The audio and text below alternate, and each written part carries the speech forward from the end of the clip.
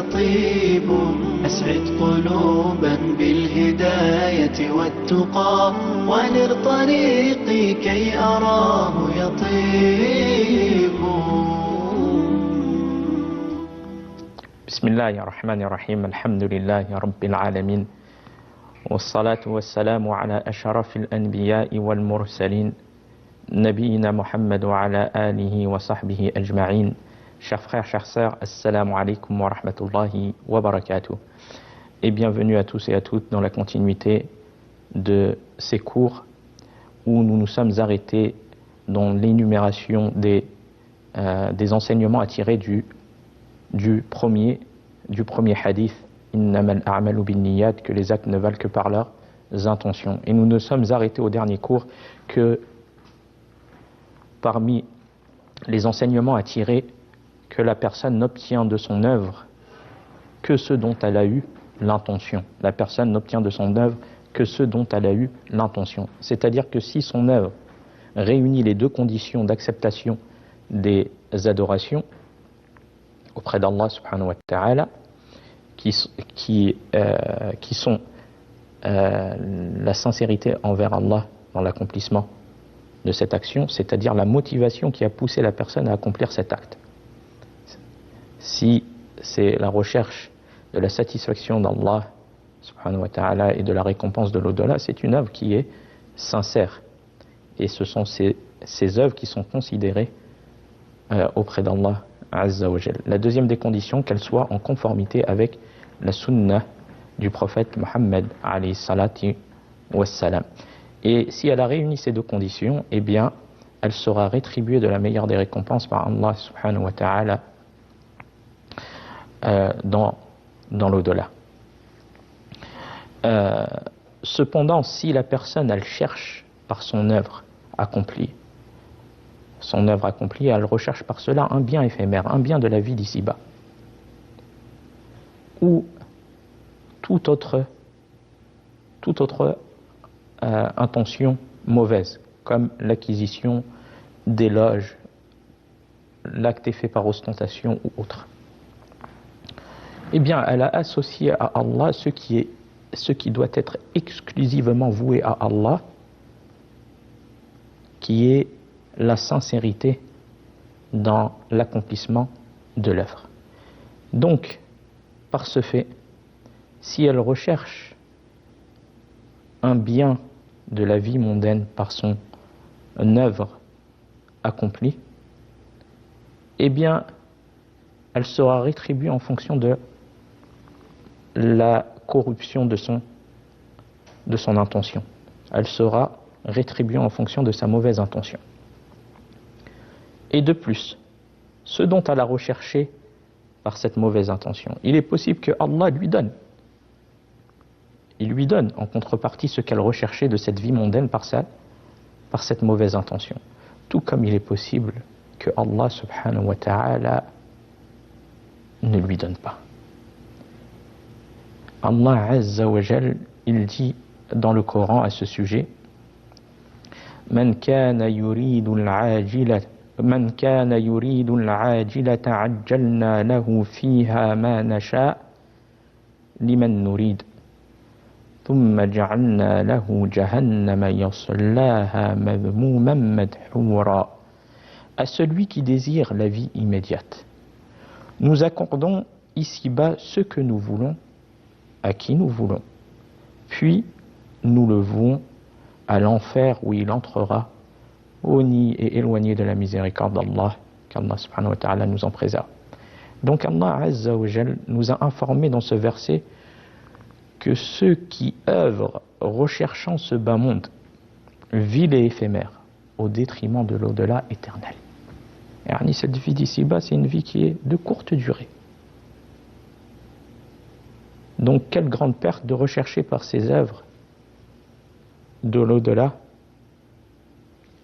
un bien ou des biens de cette vie mondaine qui sont éphémères, qui s'arrêtent à un moment ou l'autre.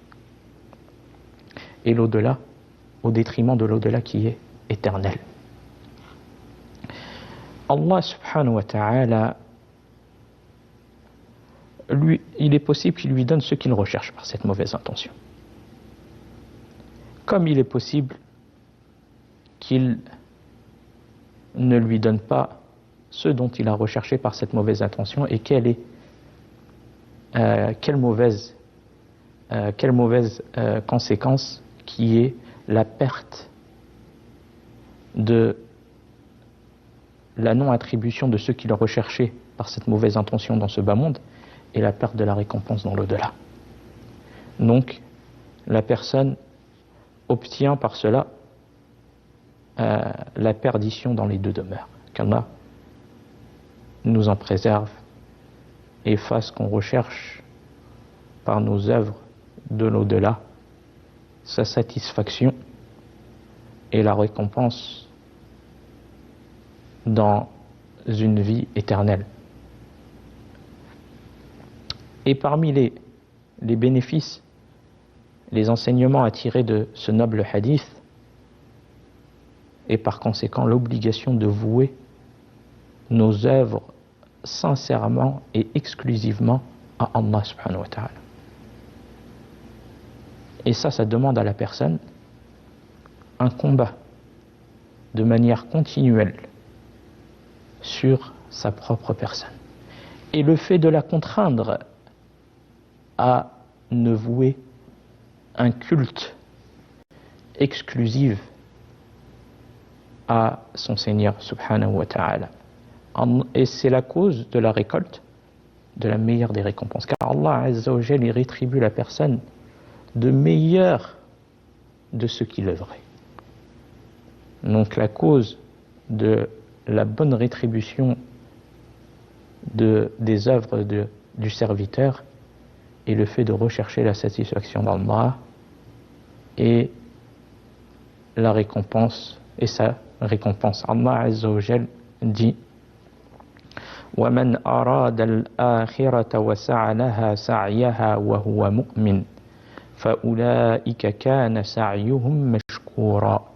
Quant à ceux qui recherchent la récompense de l'au-delà et œuvrent de manière adéquate pour l'obtenir, tout en étant croyants, ceux-là verront leurs efforts récompensés.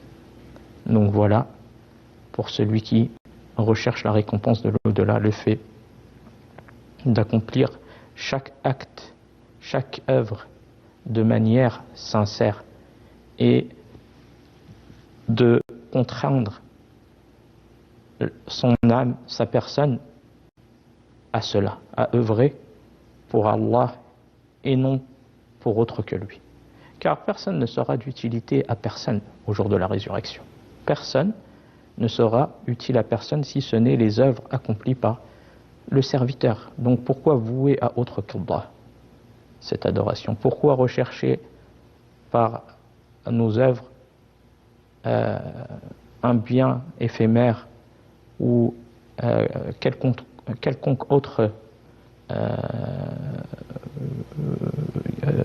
par ostentation ou éloge ou quelconque autre bien de cette vie mondaine qui s'arrête un jour ou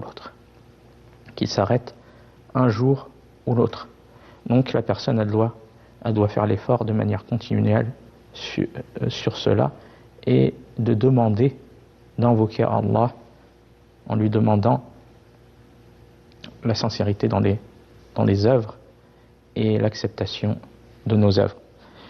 Puis parmi les enseignements à tirer de ce noble hadith, le mérite de l'immigration en islam, qui est le fait de se déplacer d'une terre de mécréance vers une terre d'islam dans le but, sincèrement pour Allah subhanahu wa ta'ala, dans le but de préserver sa religion. Et ceci est valable à toute époque, et cela jusqu'au jour de la résurrection, comme le prophète alayhi salatu wassalam l'a dit dans un hadith: La tanqati'u al-hijratu hatta tanqati'a at-tawbah wa la tanqati'u at-tawbatu hatta tatlu'a ash-shams min maghribiha. Que l'émigration ne cessera pas tant que le repentir sera possible, et le repentir sera possible jusqu'à ce que le soleil se lève de son couchant. Et le fait ce qui appuie aussi ce hadith et qui montre l'importance de l'immigration en islam, il y a l'avertissement sévère qui est cité dans le Coran, fi surat an-Nisa,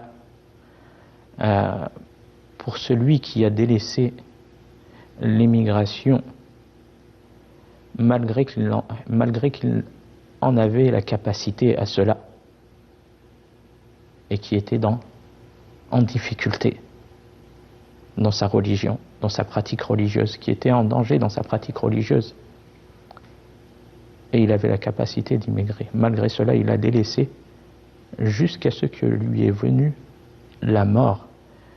Et les anges qui viennent pour prendre son âme et le réprimandent sur le délaissement de l'immigration. Allah subhanahu wa ta'ala dit à ce sujet, fi surat an-Nisa, le verset 97 jusqu'au verset 100, Allah azza wa jal dit: Innal ladhina tawaffahumul malaikatu zalimi anfusihim qalu fima kuntum qalu kunna mustad'afina fil ard قالوا ألم تكن أرض الله واسعة فتهاجروا فيها فأولئك مأواهم جهنم وساءت مصيرا إلا المستضعفين من الرجال والنساء والولدان لا يستطيعون حيلة ولا يهتدون سبيلا فأولئك عسى الله أن يعفو عنهم وكان الله عفوا غفورا ومن يهاجر في سبيل الله يجد في الأرض مراغما كثيرا وسعة ومن يخرج من بيته مهاجرا إلى الله ورسوله ثم يدركه الموت فقد وقع أجره على الله وكان الله غفورا رحيما. Allah subhanahu wa ta'ala, il dit dans ce verset: lorsque les anges prennent l'âme de ceux qui se sont fait du tort à eux-mêmes en délaissant l'émigration, ils leur demandent: où étiez-vous? Ils répondent: nous étions opprimés sur terre. Ce à quoi les anges disent: la terre d'Allah n'était-elle pas assez vaste pour vous permettre d'émigrer? Ceux-là auront pour destination finale la Jahannam, c'est-à-dire l'enfer. Et quelle mauvaise destination elle sera pour eux, à l'exception des faibles. À l'exception des faibles, parmi les hommes, les femmes et les enfants qui en sont incapables et n'y trouvent aucune voie. Voilà ceux envers qui Allah fera preuve d'indulgence. Allah est indulgent et pardonneur. Quiconque émigre sur le sentier d'Allah trouvera sur terre maintes refuges et abondance de biens. Quiconque quitte sa maison pour émigrer vers Allah et son messager, et que la mort vient surprendre, sa récompense incombe à Allah. Allah est pardonneur et miséricordieux. Allah est pardonneur et miséricordieux. Et le jugement de l'immigration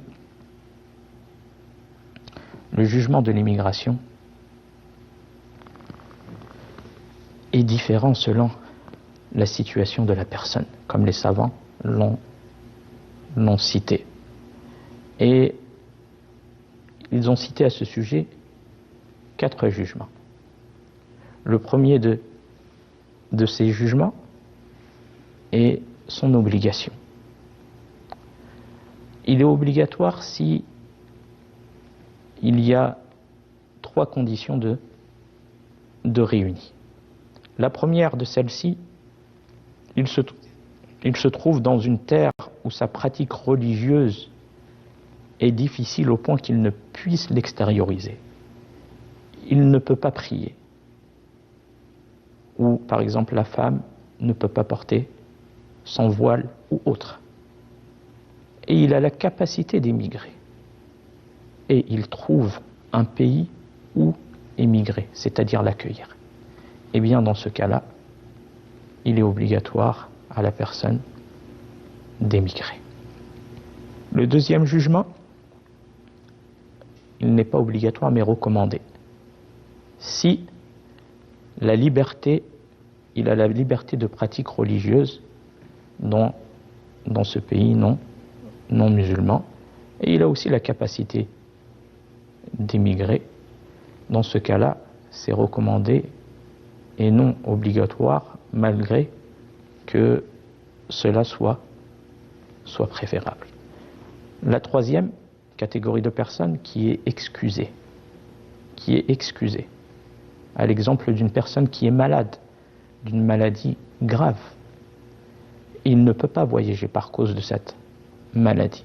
De plus, les soins ne se trouvent que dans le pays dans lequel il se trouve. Cet exemple de personne est excusé.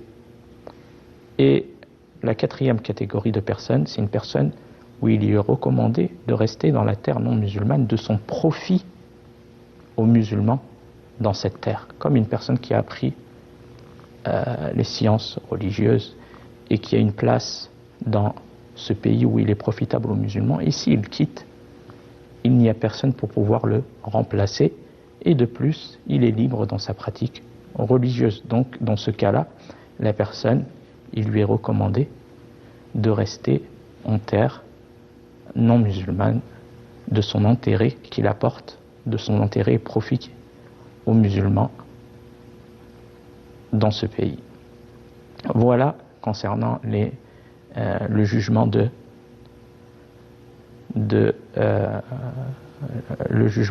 l'émigration. Donc c'est pas un jugement qui est standard, mais il diffère selon la situation de la personne, et il y a un grand mérite, comme il est venu dans ce hadith où le prophète alayhi salam, il a donné l'exemple de cette œuvre méritoire, et la personne, elle doit préserver ce qui lui est de plus précieux à elle dans cette vie d'ici-bas, qui est une seule occasion, c'est sa religion, le fait de préserver sa religion. Et Inch'Allah, au prochain cours, bi'idhnillahi ta'ala, nous pourrons citer l'importance aux musulmans de choisir un environnement qui lui permet de se préserver, elle ainsi que sa famille. Même si elle est incapable de pouvoir émigrer, pour quelconque raison, ou elle est excusée, dans l'endroit où elle se trouve, elle doit choisir un environnement adéquat pour elle, sa famille, ses enfants, et ne pas vivre dans n'importe quel endroit où elle peut mettre en danger ses enfants, comme un endroit où se multiplient les règlements de compte, comme vous pouvez l'entendre dans les médias, par cause de trafic de drogue, ou guerre de cité, ou autre. Le musulman, il est dans un devoir, et il est responsable de ses enfants. Et aussi ses enfants, et eux-mêmes, ils montrent une image dans ces pays. Donc, malheureusement, certains musulmans sont touchés par cela, et il est important de prendre nos responsabilités et de choisir un environnement loin du mal de la drogue ou règlement de compte ou autre. وفي الختام هذا والله أعلم وصلى الله على نبينا محمد والسلام عليكم ورحمة الله وبركاته. أسعد قلوبا بالهداية والتقى ونر طريقي كي أراه يطيب. أسعد قلوبا